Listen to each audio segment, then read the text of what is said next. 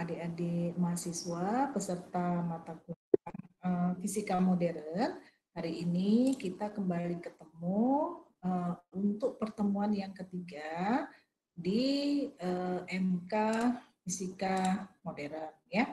Hari ini Ibu akan paparkan mengenai satu subbab dari fisika modern, itu tentang teori relativitas khusus ya.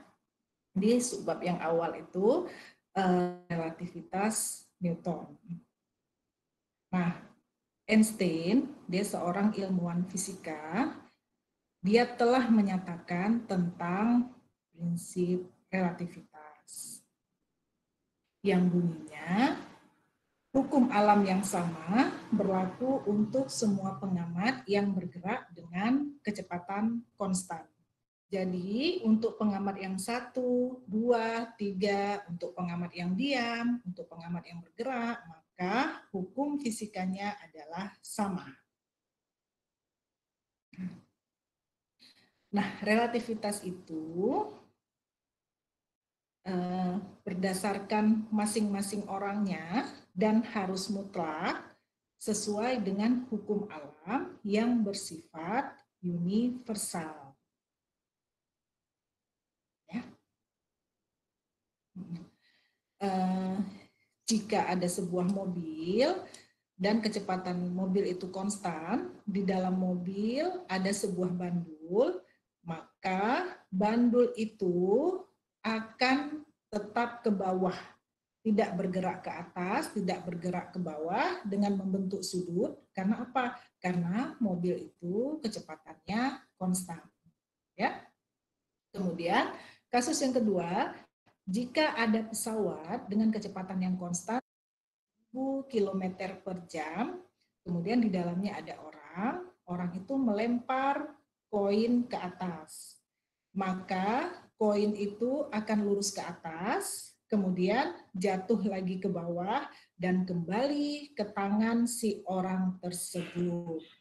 Nah, pertanyaannya, kenapa koin itu tidak mental? Kenapa?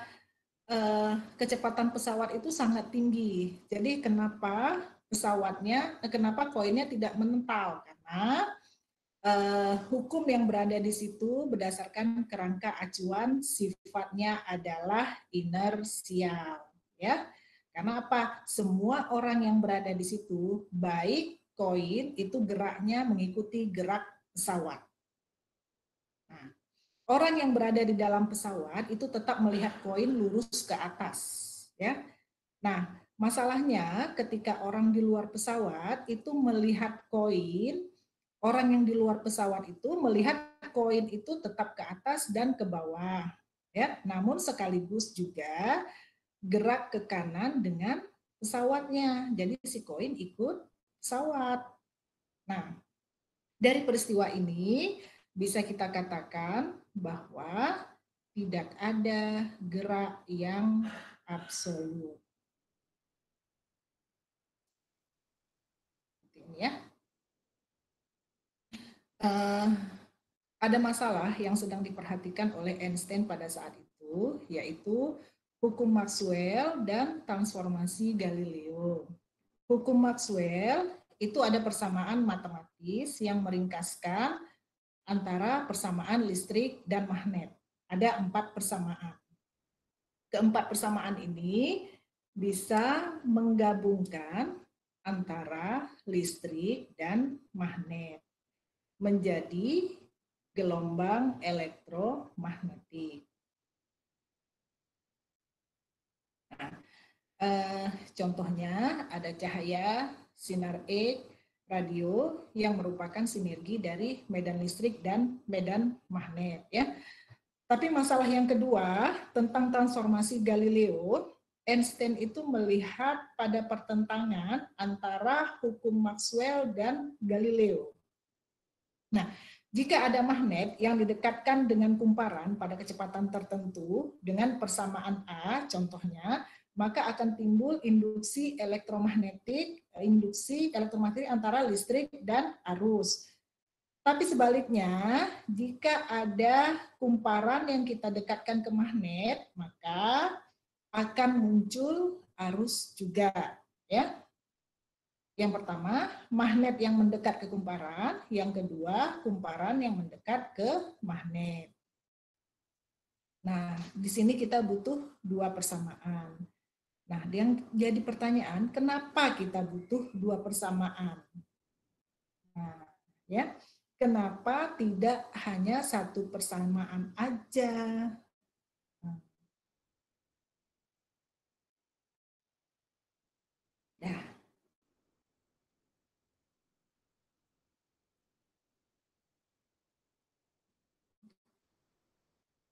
kemudian Einstein menyatakan bahwa persamaan gelombang elektromagnetik itu tidak konsisten dengan menggunakan transformasi Galileo.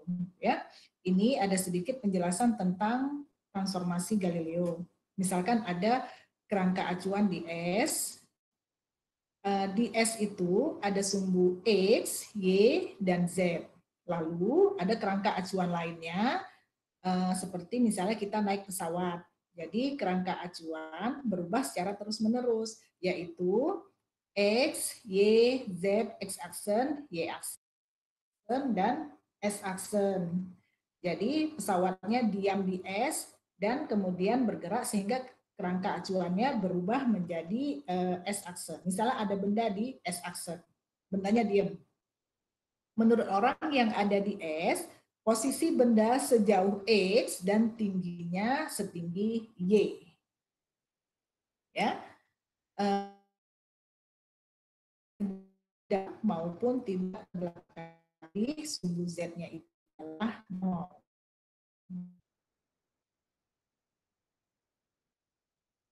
Lalu benda diukur pada saat T detik sudah. Jadi waktunya itu adalah T. Misalnya pada saat 5 detik kemudian bendanya itu kita foto. Ya, benda dari awalnya S itu berubah menjadi S aksen. Berarti 5 detik kemudian itu ada orang naik pesawat bergerak mendekati benda yaitu S aksen. Jadi S aksen itu adalah orang yang naik pesawat dengan kecepatan V. Ya. Kemudian pada saat waktu tertentu atau T tertentu itu dipotret ya. Sehingga jarak benda dengan si orang itu menjadi lebih pendek. Karena pesawat mendekati benda yaitu sebesar X aksen, tingginya tetap Y tapi Y aksen, dan Z itu tidak maju, tidak ke belakang, itu jadi 0, sehingga rumus S aksen itu menjadi X aksen, menjadi Y aksen, kemudian Z-nya 0, kemudian T-nya menjadi T aksen, karena T dan T aksen itu, maka hubungan antara S aksen dan S itu bisa ditulis S aksen itu dari orang yang di S aksen ke benda itu besarnya menjadi dari X ke benda sehingga ditulis X dikurang PT.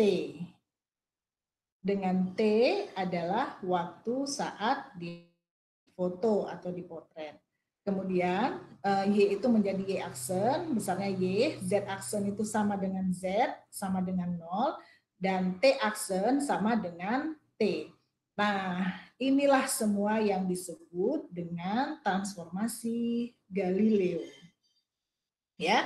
Jadi solusi antara pertentangan persamaan Maxwell dan persamaan transformasi Galileo, persamaan Maxwell yang kita sebut dengan hukum alam itu menggunakan transformasi Galileo, ternyata persamaan Maxwell itu menjadi berubah.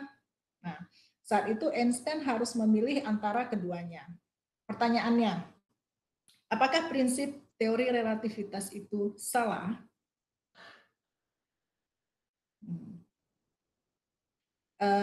Einstein menjawab tidak salah, ya. Masalahnya hanya di medium. Gerak itu tidak relatif. Maka ada yang namanya medium ether.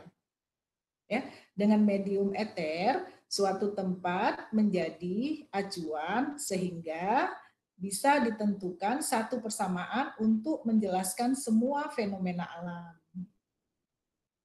Namun, dari percobaan yang dilakukan oleh Michelson Morty yang sudah dilakukan berulang-ulang, itu membuktikan bahwa medium ether itu tidak ada, sehingga apa? Prinsip relativitas berlaku di sini ya.